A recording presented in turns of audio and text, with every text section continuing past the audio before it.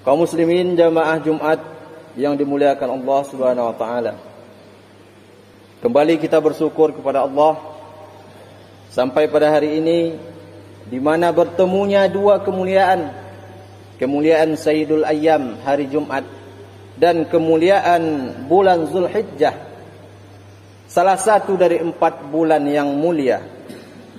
Yang 10 hari pertamanya merupakan hari-hari terbaik untuk beramal soleh. Ma min ayyamin al-a'malu salih fiha ahabbu ila Allah min hazihil ayyam, yakni ayyamul ashr. Tidak ada satu amal soleh yang lebih dicintai oleh Allah melebihi amal soleh yang dilakukan pada hari-hari ini, yaitu 10 hari pertama di bulan Zulhijjah. Hadis riwayat Abu Daud. Dan hari ini kita telah memasuki hari yang ke-6 dari 10 hari yang mulia itu.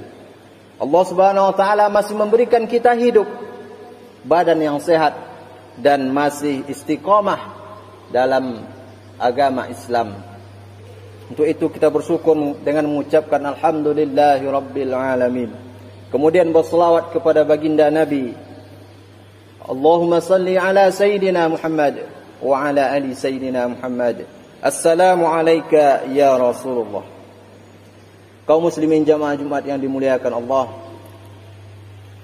berarti lebih kurang 3 atau 4 hari lagi kita akan merayakan salah satu hari besar Islam, yakni hari raya Idul Adha, atau juga sering kita sebut dengan hari raya kurban.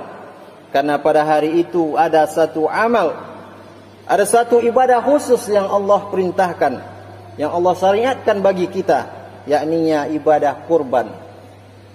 Ada banyak sekali hikmah dan keutamaan dari ibadah kurban ini. Di antaranya yang pertama, ibadah kurban merupakan bukti syukur kepada Allah Subhanahu wa taala.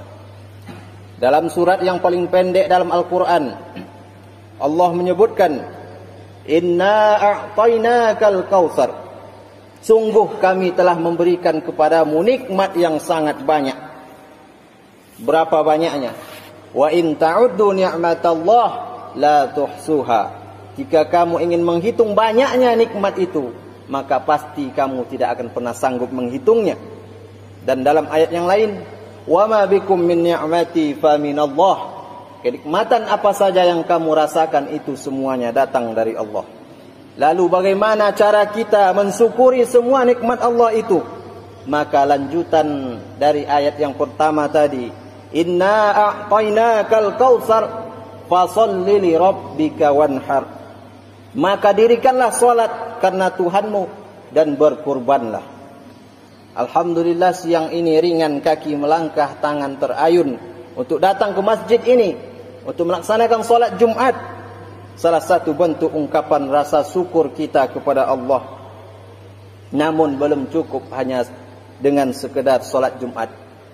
Belum cukup hanya dengan sekedar salat fardu, tapi Allah juga perintahkan kita untuk melaksanakan kurban sebagai tanda ungkapan syukur kepadanya atas segala nikmat yang telah diberikannya, terutama atas nikmat harta yang telah Allah cukupkan dan Allah lebihkan. Maka sampai di tanggal 6 Zulhijjah ini, sudahkah kita daftarkan diri kepada panitia? Sudahkah kita sisihkan sebagian dari harta itu, sebagian dari nikmat Allah itu untuk melaksanakan ibadah kurban? Jemaah Jumat yang dimuliakan Allah. Kemudian hikmah kurban yang kedua, kurban merupakan bukti iman, bukti kepatuhan dan ketaatan kita kepada Allah.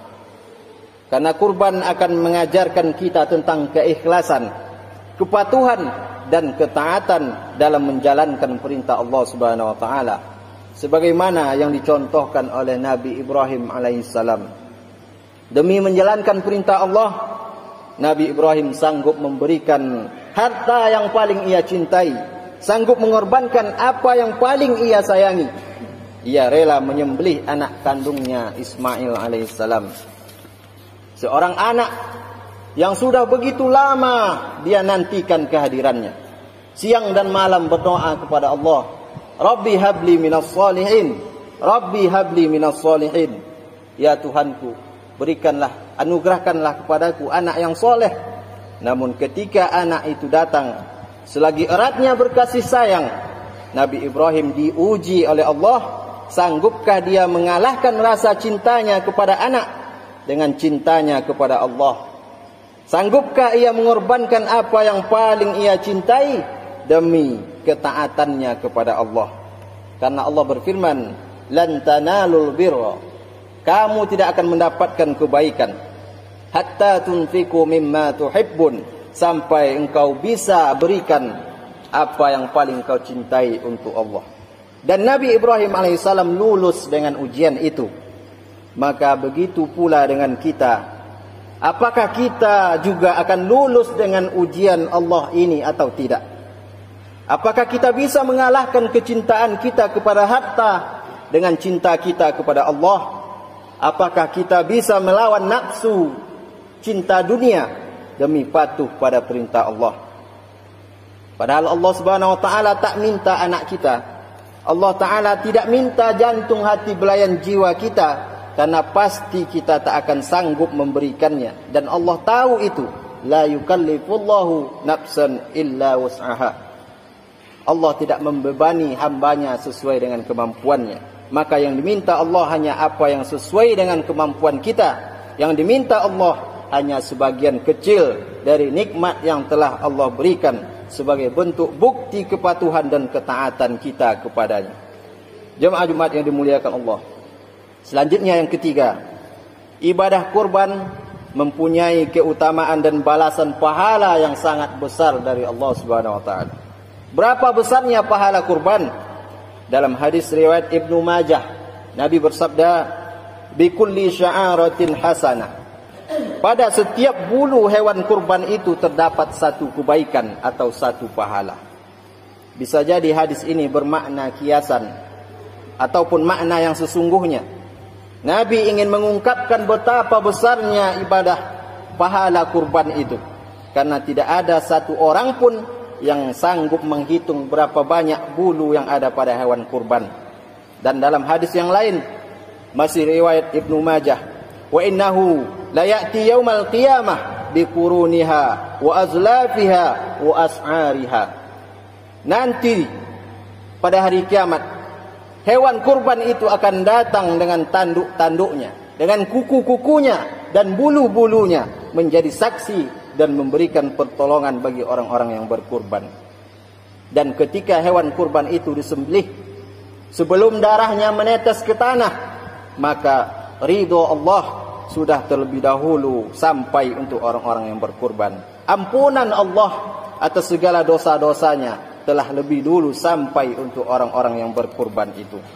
Maka berbahagialah orang-orang yang sudah ikut berkurban tahun ini, dan merugilah orang-orang yang masih menunda untuk berkurban.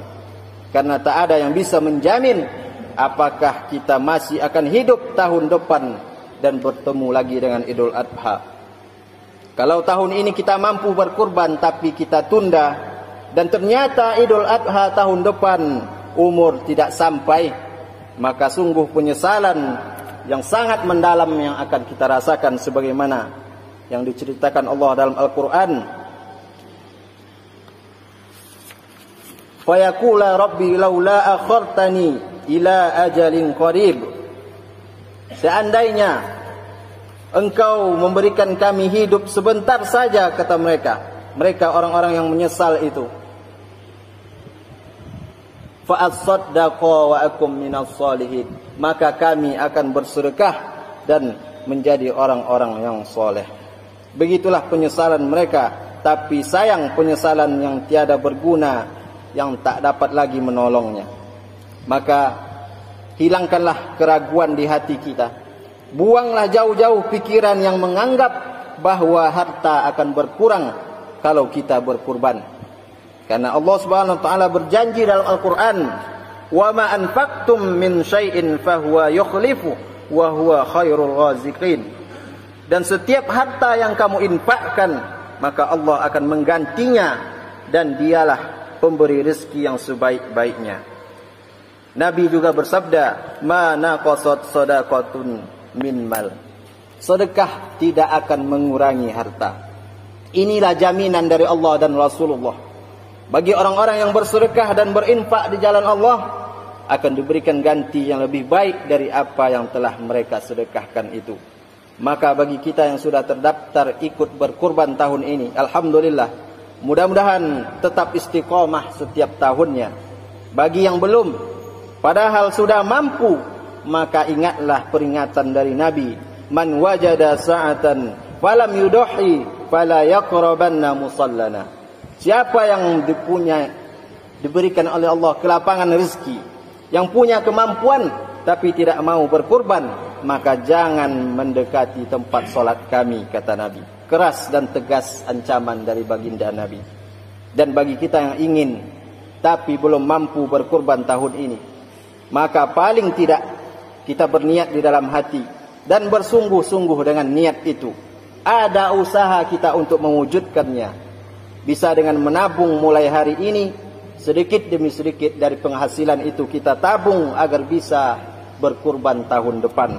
Dan juga tak lupa selalu kita berdoa kepada Allah Subhanahu wa taala senantiasa memudahkan dan melembutkan hati kita untuk mau berkurban, bersedekah, berinfak dan berwakaf di jalan Allah Subhanahu wa taala. Amin ya rabbal alamin. Barakallahu li wa lakum fil Qur'anil azim wa nafa'ani wa iyyakum bima fihi minal ayati wa zikril hakim. Wa taqabbalallahu minna wa minkum tilawatahu innahu huwal ghafurur rahim.